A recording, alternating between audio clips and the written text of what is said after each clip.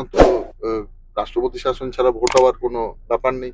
যখন পুরোপুরি কার্যকর হবে তখনই একমাত্র বাংলায়, পশ্চিমবাংলায় নির্বাচনটা সুষ্ঠু, শান্তিপূর্ণ এবং নিরপেক্ষ হতে পারবে। এটা না করলে পশ্চিমবঙ্গের ভবিষ্যৎ শেষ। আপনার ক্ষেত্রেও দরকার আছে, একটু দয়া করে নিজেরা পর্যালোচনা করবেন কেন দরকার আছে। মনোনয়ন জমা দেওয়ার কথা ছিল বিধানসভায়, সেখানে দেখা যাচ্ছে তৃণমূলের তরফ থেকে প্রার্থী হচ্ছেন রাজীব কুমার। বিষয়টা কিভাবে দেখছেন?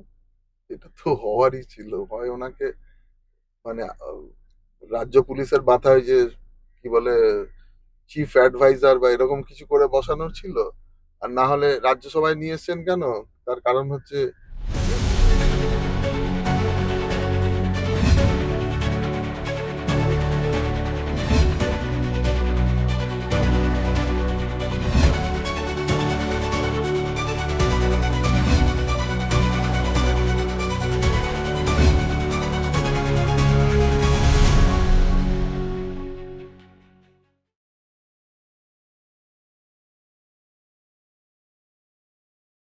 স্যার, প্রথমেই আপনাকে সিএম নিউজ মিডিয়ায় স্বাগত।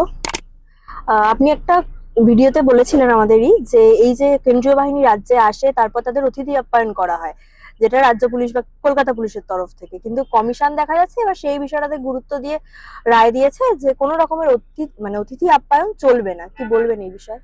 দেখুন, আমি ব্যাপারটা যেহেতু আমি নিজে জেলার এসপি হিসাবে একটা নির্বাচন করিয়েছি বা এর আগে ডেপুটি কমিশনার বা অন্যান্য বিভিন্ন মানে পদে ছিলাম, যেখানে কেন্দ্রীয় বাহিনী কি করে কাজ করতে পারে তার সম্পর্কে একটা সম্যক ধারণা আছে। তো সেক্ষেত্রে দেখুন, প্র্যাকটিক্যালি ফিল্ডে যেটা হয় এবং তার জন্য যে 2021 এবং 24-এর যে নির্বাচন, তাতে যে তাদের কার্যকারিতা অনেকটা ব্যাহত হয়েছে। কেন হয়েছে? মানুষের কিছুটা একটা ধারণা আছে। আর সব থেকে বড় কথা, কেন্দ্রীয় বাহিনী আসা মানে মানুষের কাছে প্রত্যাশা থাকে যে ভোটটা সুষ্ঠুভাবে হবে এবং প্রত্যেকে তার ভোটটা দিতে পারবে। কিন্তু তাদের আনার পরেও কেন যে ঠিকমতো তারা কার্যকর হতে পারলো না, সে ব্যাপারটা যারা এটা মানে ভিতরের খবরটা জানেন, অবশ্যই মানুষের যে প্রত্যাশা সেটা পূর্ণ করা উচিত। আমি আবার বলেছি যে কেন্দ্রীয় বাহিনী আসে, সেটা কার্যকর হওয়া উচিত, তাদের যে কার্যকারিতা যেটা। আর যদি নিয়ে এলাম না, যেরকম ভাবে ভোট হলো হলো, তাহলে তো ঠিক আছে, মানুষের সেটা একটা মানে এক্সপেকটেশনটা থাকবে না সেক্ষেত্রে।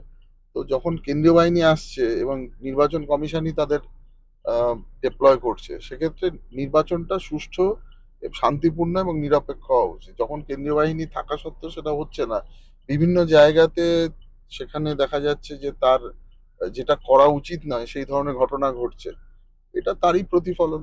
আমি প্র্যাকটিক্যাল একটা অ্যাঙ্গেল থেকেই বলেছি এবং ইলেকশন কমিশনও সেটা মান্যতা দিয়েছে।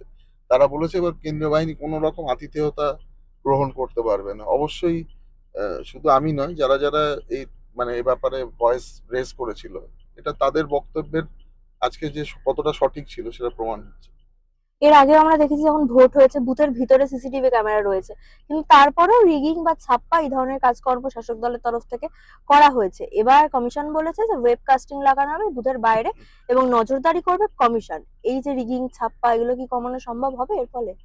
আমি আপনাদের বা অন্যান্য বিভিন্ন যারা ইউটিউবার বা অন্যান্য চ্যানেলে যখন বলেছি, বিভিন্ন সময় বক্তব্য রেখেছি, স্পষ্টভাবেই বলেছি যে দেখুন, ইলেকশন কমিশন চাইছে যে কোনো নির্বাচন সঠিকভাবে সুষ্ঠুভাবে হওয়ার জন্য তার যথাযথ তার সার্ভেলেন্স রাখতে। সার্ভেলেন্স কিভাবে করা যায়?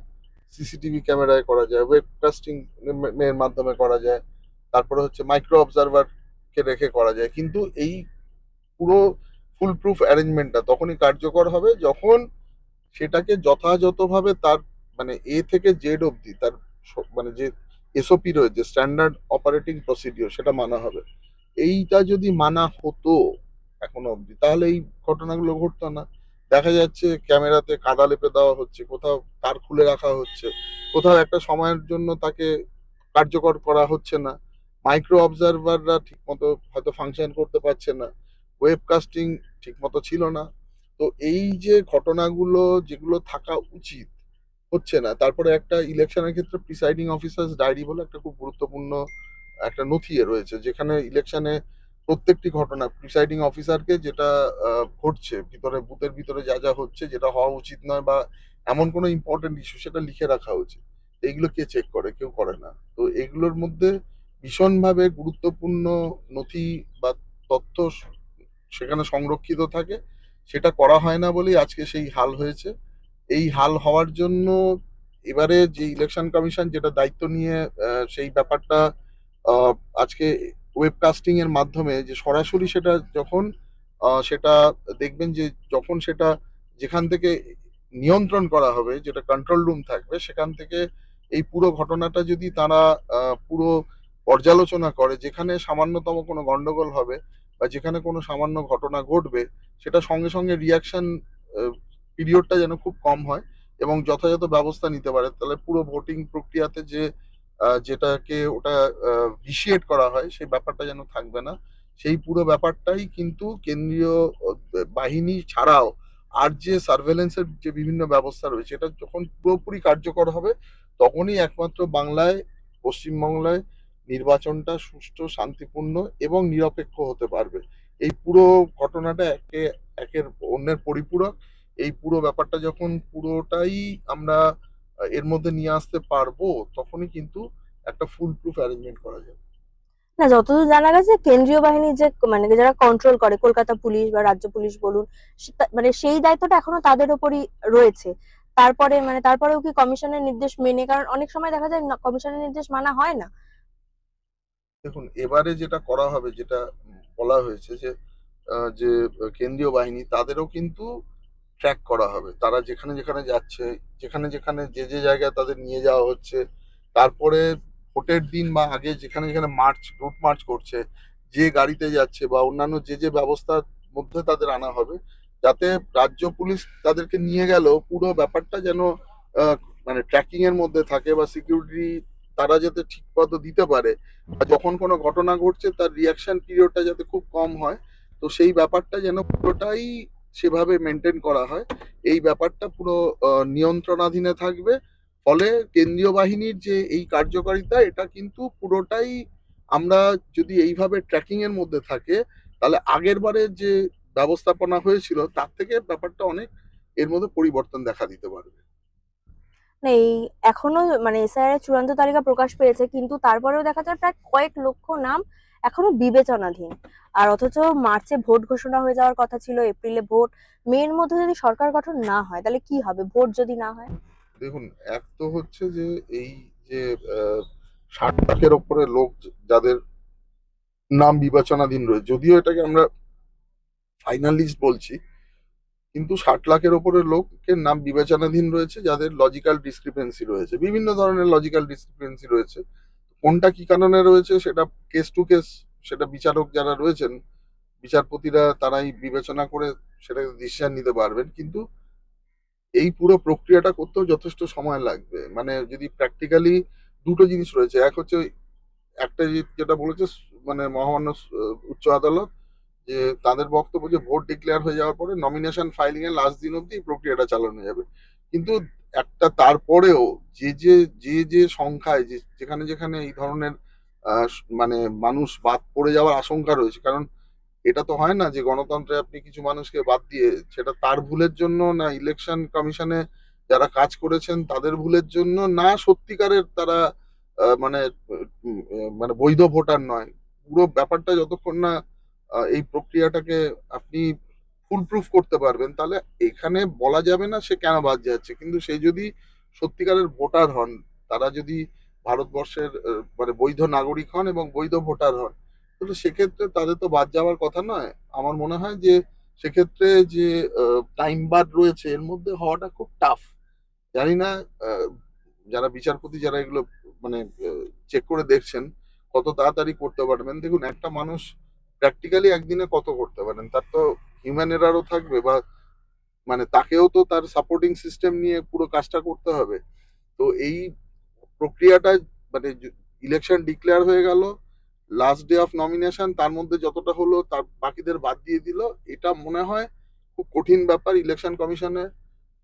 পরবর্তী হিয়ারিং মানে যেটাই মানে এই এসআইআর এর ক্ষেত্রে যে কেসটা লজ করা হয়েছে তার সুপ্রিম কোর্টে হিয়ারিং আছে 10 তারিখে।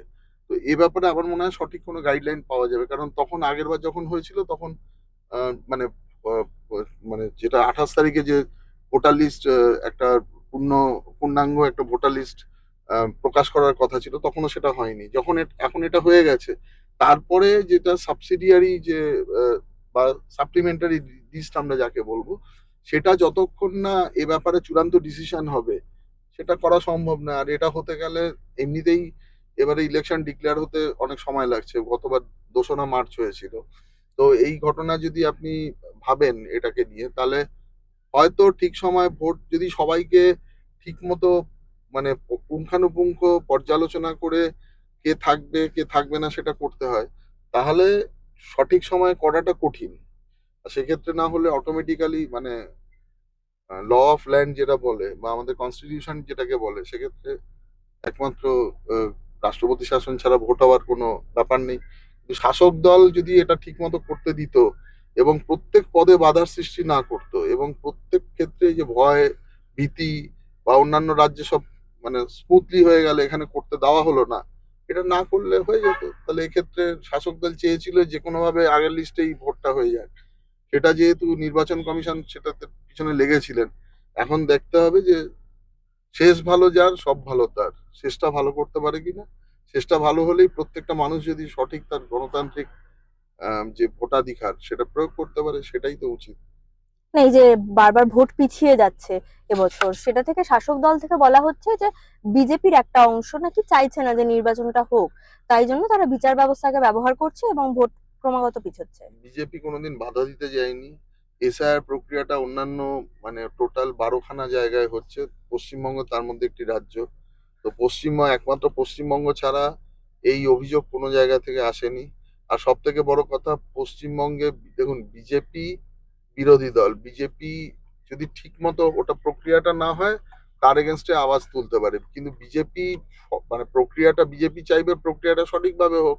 শাসক দলই একমাত্র বিভিন্ন সময় স্বয়ং মানে রাজ্যের প্রধান থেকে আরম্ভ করে মানে সমস্যার অন্যান্য নেতারা বিভিন্ন সময় যারা মানে নির্বাচন চিফ ইলেকশন কমিশনার থেকে আরম্ভ করে এই রাজ্যের সিইও থেকে আরম্ভ করে যারা ভোটের সাথে ডিউটিতে যুক্ত আছেন, সকলকে ভয় দেখানো হয়েছে যে পরে আমরা এই তো আসছি, আমরা দেখে নেবো। তো সেই রকম আবহাওয়ায় যখন এই পুরো ঘটনাটা ঘটছে, তো এক্ষেত্রে মানে বিজেপির আমার মনে হয় না একটা নেতারও কোনো, আপনারা বক্তব্য দেখাতে পারবেন আমরা পুরো ব্যাপারটাই পজিটিভ আগেও ছিলাম, এখনো আছি, পরবর্তীকালে থাকবো। আমরা যেখানে আহ, সরকারে আছি, থাকি বা যেখানে থাকবো আগামী দিনে, সেটাতে থাকবো কি থাকবো না সেটা পরের ব্যাপার, কিন্তু স্বচ্ছ ভোটার লিস্টের মাধ্যমে যেন সঠিক লোক নির্বাচিত হয়, এটাই আমাদের দাবি।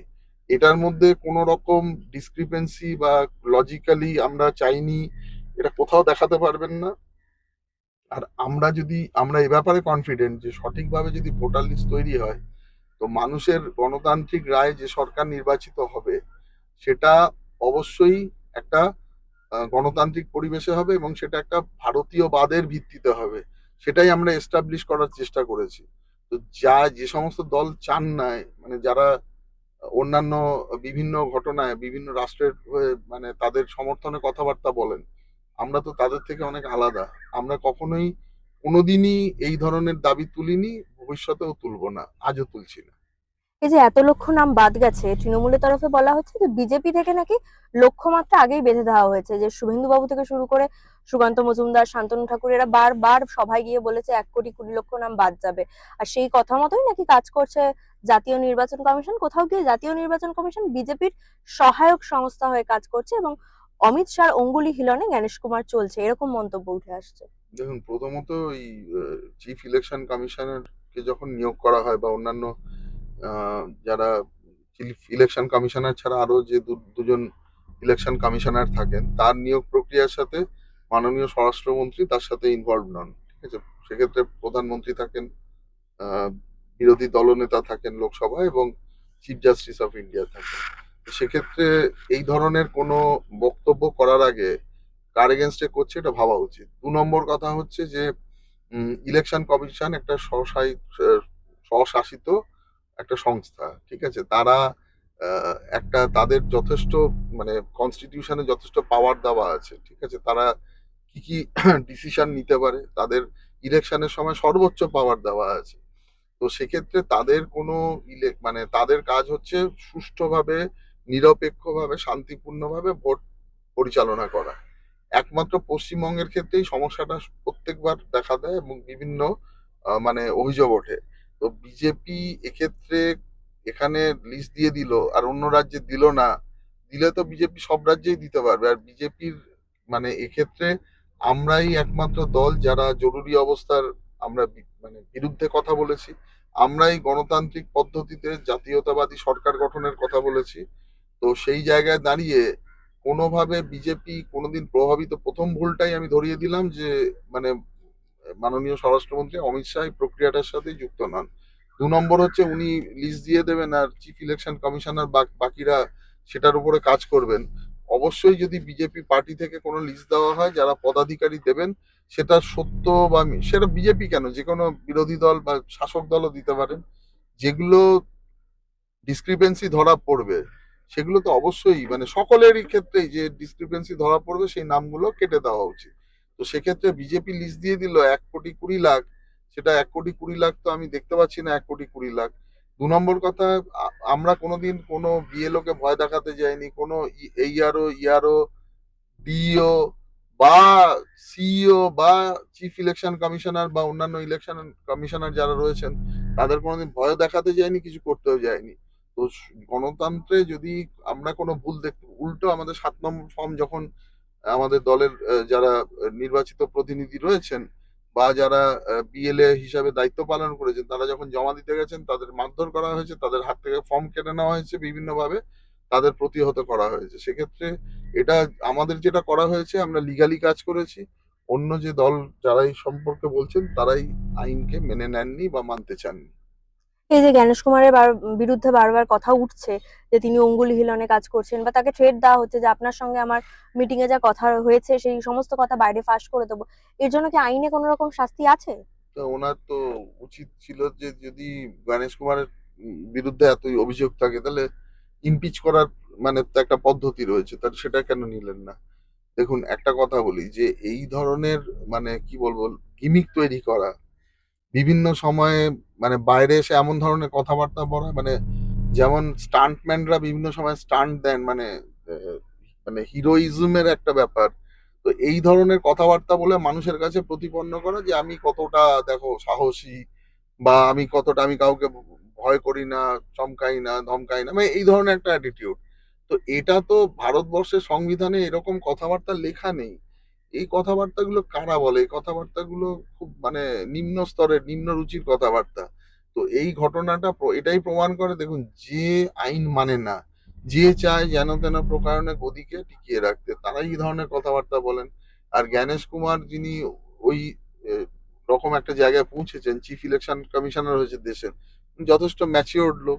উনি জানেন কি করে সিচুয়েশনকে হ্যান্ডেল করতে হয়।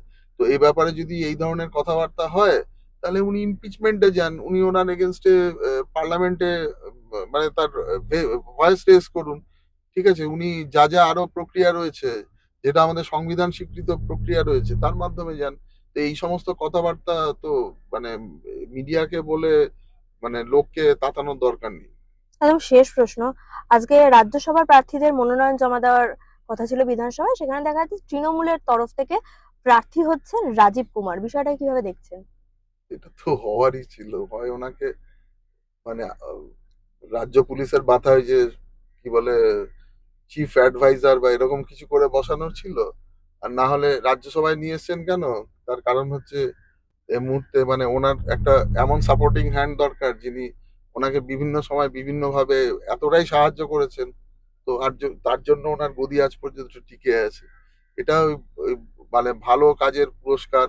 মানে ভালো কাজ বলতে মানে ওনার কাছে ভালো কাজ, আমরা মানে সাধারণ মানুষ যদি জিজ্ঞেস করেন সেটা কতটা ভালো কাজ সে তো আমরা দেখতেই পেয়েছি।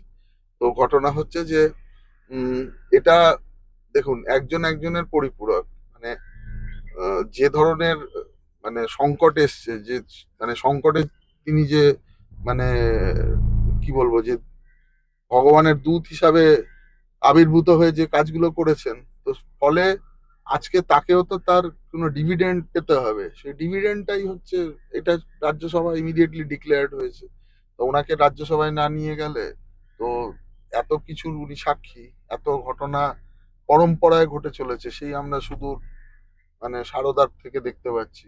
শেষে এসে কিছুদিন আগে এই আমাদের যে ইডির ক্ষেত্রেও, সেক্ষেত্রে উনি গিয়েছিলেন ওনাকে সাহায্য করতে এবং কেন্দ্রীয় বাহিনীকে ভয় দেখিয়ে, যেহেতু সেদিন যদি পুলিশ না যেত সঙ্গে, ডিজি বা সিপি বা অন্যান্য চিফ সেক্রেটারি বা অন্যান্য আধিকারিকরা না যেত, ডিসি বা অন্যান্য পুলিশ আধিকারিক, তাহলে এই ঘটনা উনি ঘটাতেই পারতেন না। তো উনি তো পুরো ফোর্সকে নিয়ে গেছিলেন, পুরো রাজ্য প্রশাসনকে নিয়ে গিয়েছিলেন, যিনি এই পুরো এত বড় হেল্পটা করেছেন। আমরা আরজি করের ক্ষেত্রেও দেখেছি যে পুরো কি করে তখন তৎকালীন সিপি যে কাজ করেছেন। এই পুরো একটা প্রক্রিয়া রয়েছে। যারা এই সিস্টেমের অন্তর্ভুক্ত তারা বিভিন্নভাবে পুরস্কৃত হয়েছেন। উনি বলে না, উনি হয়তো রাজ্যসভা পেয়েছেন, ডাইরেক্ট পলিটিক্সে চলে এসেছেন। তো বাকি যারা রয়েছেন তারা রাজ্যের বিভিন্ন পদ অলংকৃত করে আছেন। তো সেক্ষেত্রে যারা যারা এটা করেছেন তাদেরকে আরো যাতে পুরস্কৃত করতে পারা যায় এবং তাকে দেখে বাকিরা যেন আরো বেশি উৎসাহ পায়। সবারই একটা এরপরে একটা বলতে পারেন যে পলিটিক্যাল একটা উইল তৈরি হবে বা একটা অ্যাসপিরেশন তৈরি হবে যে আমি এখানে গেলে আমিও এতটা উচ্চতায় পৌঁছতে পারবো। তো এই জন্য এটা করা হয়েছে। এর মধ্যে আশ্চর্য হওয়ার কিছু নেই, এটা হওয়াটাই খুব স্বাভাবিক। তবে এটা গণতন্ত্রের পক্ষে ভীষণ খারাপ। মানে যারা অনেক মানুষের চোখের জল যারা বিচার পাননি, ঠিক আছে, দেখুন বিবেক বলে একটা ব্যাপার রয়েছে। দিনের শেষে আমি যাই করি না কেন, আমার বিবেকের কাছে আমি জানি যে কি ঠিক করেছি কি ভুল করেছি। জোর করে আমি হয়তো অনেক কিছুকে দমন করে রাখতে পারি, কিন্তু আলটিমেটলি আমি কি কি অন্যায় করেছি সেটা আমি আমার নিজের কাছে লুকোতে পারবো না। মানে কত মানুষ, মানে চিট ফান্ড থেকে আরম্ভ করে অন্যান্য মানে দেখুন, আরো যে বিভিন্ন ধর্ষণ বা বিভিন্ন এই যে এসএসসি স্ক্যাম আছে, বিভিন্ন শিক্ষক দুর্নীতি আছে, তারপরে রেশন স্ক্যাম আছে, স্ক্যামের পর স্ক্যাম আছে, ঠিক আছে। তো তারপর মিড ডে মিলের স্ক্যাম আছে, সব কিছুতে স্ক্যাম আছে। তারপরে আরজি করের মতো ঘটনা, তারপরে আমাদের এই মানে এই যে যে প্রতীক জৈনের বাড়িতে যখন এই ঘটনা ঘটলো, তো এর সাথে প্রত্যক্ষভাবে এবং পরোক্ষভাবে সাধারণ মানুষ যারা বেকার, বঞ্চিত, যারা সরকারি টাকায় আজকে রাজ্যটা অনেক ভালো জায়গায় থাকতে পারতো, সাইফনিং অফ মানে মানি, এটা ঘটেছে। দু নম্বর কথা, এই কাটমানি বিভিন্ন যাদের পাওয়া উচিত নয় তারা পেয়ে আজকে এমন উচ্চতায় পৌঁছে গেছেন, মানুষের যেটা অধিকার সেটা পাননি। একটা বলতে পারেন যে সামাজিক অধিকার, একটা অর্থনৈতিক অধিকার, তারা সেখান থেকে বঞ্চিত হয়েছেন। আজকে আমাদের যদি আপনি অর্থনৈতিক যে ইন্ডেক্স আমরা ধরি, আজকে রাজ্য কোথায় মানে এসে দাঁড়িয়ে আছে, কিচ্ছু নেই রাজ্যে। আগামী জেনারেশন কিচ্ছু পাবে না, মানে কিছু তাদের শুধু ভাতা ছাড়া, এই ভাতাটাও কদিন মানে যদি তৃণমূল জিতেও আসে এই ভাতাও কন্টিনিউ করতে পারবে না, যার সরকারের 8,15,000 কোটি টাকা দেনা। তো সেই সরকার কতদিন অর্থনৈতিকভাবে আর চালাতে পারবে নিজেরাও জানে না। শুধু ওনাদের জিতে আসতে হবে বলে এত কিছু এই প্রক্রিয়াটা নিচ্ছে বা এই ভাতার রাজনীতি চলছে। পশ্চিমবঙ্গে যদি ভাতার রাজনীতি দিয়ে একটা রাজ্য বা একটা দেশ বেশি দিন সাস্টেন করতে পারে না, খুব খারাপ অবস্থার মধ্যে রয়েছে মানুষ। মানুষ হয়তো বুঝতে পারছে না, যারা ভাতাটাও পাচ্ছে দুদিন পরে ভাতাটা বন্ধ হয়ে যাবে, ছেলে মেয়ের ভবিষ্যৎও শেষ হয়ে গেছে। এবং বিভিন্ন খাতে যে সামাজিক সুরক্ষা প্রকল্প যেটা রাজ্যে ইমপ্লিমেন্ট করা হয়নি, তো সেটার মাধ্যমে তারা আরো কতটা ভালো কাজ করতে পারতো বা তারাও সামাজিকভাবে সুরক্ষিত থাকতে পারতো। এবং অন্যদিকে যে দেখুন তারাও ভারতবর্ষের অর্থনীতিতে একটা পার্ট নিতে পারতো। যে ধরুন আজকে আমাকে একটা কোনো লোন দেওয়া হলো গভর্নমেন্টকে একটা ব্যবসা করার জন্য, এমএসএমই তে আমাকে কোনো লোন দেওয়া হলো, আমি যদি ঠিক মতো কাজ করে লোনটাও শোধ করতে পারতাম বা কোনো একটা ইন্ডাস্ট্রি বানাতে পারতাম, ছোট হোক না কেন, বা সেলফ হেল্প গ্রুপের কোনো কাজ করতে পারতাম, তাহলে কি হতো, আমি 10 জনকে এমপ্লয়মেন্ট দিতে পারতাম। আমার ওই 10 জনের মাধ্যমে 100 জন উপকৃত হতো। এটাই তো আমাদের সরকার এটা চেয়েছে, কেন্দ্রীয় সরকার নরেন্দ্র মোদীজির নেতৃত্বে এটাই চেয়েছে মানুষকে। আমরা বারবার এই যে বলা হয় না যে এই যে বিভিন্ন ক্ষেত্রে যে 15 লক্ষ কোথায় গেল, 15 লক্ষ যে কিভাবে দেওয়া হবে সেটা কিন্তু তার মর্মার্থ লোকে বোঝেনি, মানে তাকে ভুলভাবে ইন্টারপ্রেট করা হয়েছে। প্রত্যেকটা মানুষ যে বিভিন্নভাবে সামাজিক প্রকল্পের মাধ্যমে সুরক্ষিত হয়ে, 15 লক্ষ কেন, আমরা চাইতো আরো বেশি, মানে এক একটা মানুষ মানে তার দুগুণ তিনগুণ ভাবে অর্থনৈতিক ভাবে সামাজিক ভাবে মানে সুরক্ষিত থাকুক, সেটাকে তো তাকে করা হয়নি। ওই 15 লক্ষ 15 লক্ষ একটা সেন্ট্রাল স্কিমে আজকে রাজ্যে কতগুলো স্কিমকে ইমপ্লিমেন্ট করতে দেওয়া হয়নি। সেগুলো যদি হতো, আজকে রাজ্যটার এরকম অবস্থা হতো না। অন্য রাজ্যে গিয়ে দেখুন, সকলে সরকারের বিভিন্ন স্কিমসকে কার্যকর করে কেন্দ্রীয় সরকার এবং রাজ্য সরকার একসাথে কাজ করছে, এবং এর যে সুফল সব মানুষ পাচ্ছে। আজকের দিনে কোনো ইন্ডাস্ট্রি নেই, কোনো ট্যুরিজম নেই, কোনো শিক্ষা ক্ষেত্রে ইনভেস্টমেন্ট নেই, স্বাস্থ্য ক্ষেত্রে নেই, এবং সব থেকে বড় কথা, সামাজিক সুরক্ষা প্রকল্পগুলো ইমপ্লিমেন্ট করতে দেওয়া হয়নি। এর কি ভয়াবহ ফল, এটা মানুষ যত দিন যাবে তত বুঝতে পারবে। ফলে এই সরকার আর নারীদের সুরক্ষা, মানে বিভিন্ন ক্ষেত্রে আমরা দেখেছি নারীদের ধর্ষণ, ধর্ষণের পরে খুন, তারপরে তার পরিবারকে 5 লাখ 10 লাখ, এটা হচ্ছে নারীদের মানে সম্মানের দাম। তো এই যে নারীরা মানে আজকের দিনেও মানে পয়সা নিচ্ছেন, তারা এটুকু জেনে রাখুন, পয়সাটা কিন্তু কেউ দিচ্ছে না। মমতা ব্যানার্জিও দিচ্ছে না, নরেন্দ্র মোদীও দিচ্ছে না। এটা কিন্তু সামাজিক সুরক্ষার প্রকল্পের টাকা, যেটা জনগণের যে ট্যাক্স, সেখান থেকেই পুরো সামাজিক সুরক্ষা প্রকল্প হচ্ছে। শুধু নরেন্দ্র মোদীজি একটা কাজই করছেন, এইটা মানুষ যাতে ঠিক মতো পায়, মানুষ যাতে সামাজিক এবং অর্থনৈতিকভাবে সুরক্ষিত হয়। উনি এই এই যে বলতে পারেন যে এই এজেন্ডাটা নিয়ে সরকারে এসেছিলেন, উনি সঠিকভাবে এটা করতে চাইছেন, রাজ্য সরকার এটাকে পালন করতে দিচ্ছে না। এই যে সবাই বলে এটা অমুক দিচ্ছে তমুক দিচ্ছে, এটা তো মানুষের টাকা মানুষের কাজে ব্যবহৃত হবে। সেক্ষেত্রে সেই জিনিসটা পুরো ফান্ড এখানে পৌঁছতে দেওয়া হবে না, এই প্রকল্পগুলো করা যাবে না। এখানে গিয়ে অর্থনীতিতে আহ, আমি বলছি যে তোমাকে এখান থেকে বাদ দিয়ে দেওয়া হবে, এই দলের লোক হলে তুমি পাবে না। তারপরে সব থেকে বড় কথা, তুমি স্বনির্ভর হতে পারবে না কেন? তুমি স্বনির্ভর হলে তুমি আমাদের হয়ে মানে ভোটে আর এই প্রক্রিয়াতে অংশগ্রহণ করবে না। এটাই হচ্ছে মেন কথা। তো এটা করতে গিয়ে আমি একটা মানে কামিং জেনারেশনকে কি ভয়ঙ্কর জায়গায় নিয়ে এসেছি, এটা মানুষ কেন বুঝতে পারছে না আমি জানি না। তো অন্য রাজ্যে আপনারা যারা যান বা যে সমস্ত মানুষ ট্রাভেল করেন, সেখানকে অবস্থা মানে আমাদের পার্শ্ববর্তী রাজ্যগুলো আজকে কতটা এগিয়ে গেছে। উড়িষ্যা তার একটা প্রকৃষ্ট এক্সাম্পল, আসাম আছে, সেখানে বড় বড় ইন্ডাস্ট্রি আছে, ইনভেস্টমেন্ট আসছে। তো আমি বাকি ছেড়েই দিলাম, ওয়েস্টার্ন পার্টটা বা নর্দার্ন পার্টটা ছেড়েই দিলাম, বা সাউথার্ন পার্টটাও ছেড়ে দিলাম। তো সেক্ষেত্রে আমরা কি অবস্থায় দাঁড়িয়ে আছি ভবিষ্যতে, মানে সাস্টেন করা খুব কঠিন হবে। গত কয়েক বছরে 2200-র ওপরে মানে কোম্পানি এখান থেকে চলে গেছে। তো এর ভয়াবহ কি ফল আগামী দিনে আসতে চলেছে, সেটা আমরা কিন্তু হাড়ে হাড়ে টের পাবো। এখান থেকে আমরা যদি বেরোতে না পারি, এবারে মানে ডবল ইঞ্জিন সরকার, মানে আমি একজন পলিটিক্যাল পার্সন বলে চাইছি তার জন্য না, আপনার ক্ষেত্রেও দরকার আছে। একটু দয়া করে নিজেরা পর্যালোচনা করবেন কেন দরকার আছে। আমার জন্য বা একজন পলিটিক্যাল নেতার জন্য আপনাকে ভোট দিতে হবে না।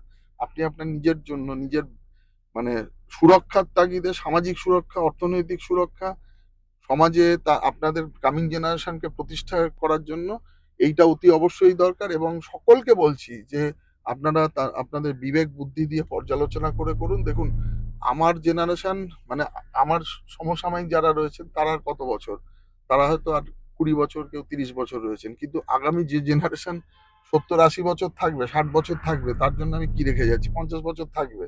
এটা কি আমি মরুভূমি বা খরা করে দিয়ে চলে যাব? নিশ্চয়ই নয়। তো সেক্ষেত্রে দাঁড়িয়ে একটা যে যুবকের 25-30 বছরে যে যুবক যুবতীর কাজ করা উচিত, তারা এখন রাস্তায় ফ্যাপা করে ঘুরে বেড়াচ্ছে, কেউ মার খাচ্ছে, কেউ পুলিশের মার খাচ্ছে, কেউ চাকরি মানে পাওয়া চাকরি তাদের খোয়াতে হচ্ছে। তো এই ঘটনা এটাই প্রমাণ করে যে আমরা কোন জায়গায় দাঁড়িয়ে আছি।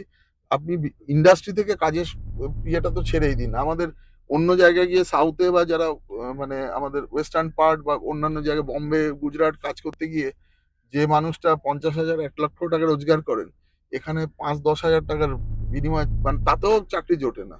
তো সেই যদি অবস্থা হয়, তাহলে আপনারা পরবর্তী প্রজন্মকে কি দেবেন? তো সেক্ষেত্রে একটা জিনিসই মানে আমি আবেদন রাখতে চাই আপনাদের মাধ্যমে। তো মানে আমি বলছি বলে নয়, আমি একজন পলিটিক্যাল পার্সন বলতেই পারি, কিন্তু আপনি আপনার নিজের সুরক্ষা মানে তাগিদে আপনারা এই সরকারটাকে চেঞ্জ করা দরকার, এবং এমন সরকারকে নিয়ে আসুন, ডবল ইঞ্জিন হলে এটাই সুবিধা হবে। সমস্ত ইনভেস্টমেন্ট থেকে আরম্ভ করে সামাজিক সুরক্ষা প্রকল্প সবকিছু এখানে ইমপ্লিমেন্টেড হবে।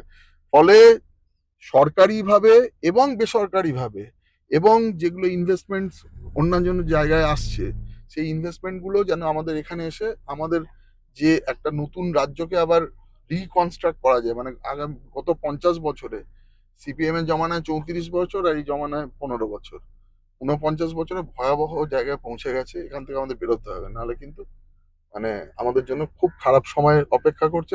লাস্ট আমার মনে হয় একজন মুখ্যমন্ত্রী ডক্টর বিধান রায় ছিলেন, উনি কিছুটা ভেবেছিলেন, তারপরে এখানকার জন্য কোনো চিফ মিনিস্টার সত্যি কিছু করেছেন কিনা আমার অ্যাটলিস্ট জানা নেই। ফলে আগামী দিনে আপনাদের স্বনির্ভর হয়ে দাঁড়ানোর জন্য এটা অত্যন্ত গুরুত্বপূর্ণ। এটা না করলে পশ্চিমবঙ্গের ভবিষ্যৎ শেষ। অসংখ্য ধন্যবাদ।